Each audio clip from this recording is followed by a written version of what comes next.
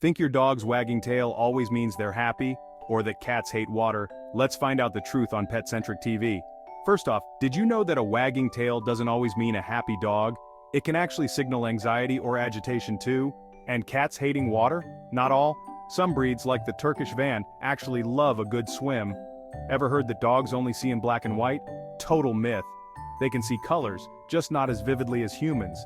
And the idea that cats are aloof and not affectionate? Tell that to the countless purring lap cats out there.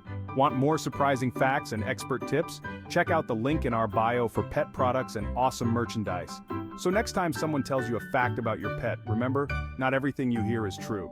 Hit like and subscribe for more amazing animal content right here on PetCentric TV. See you next time.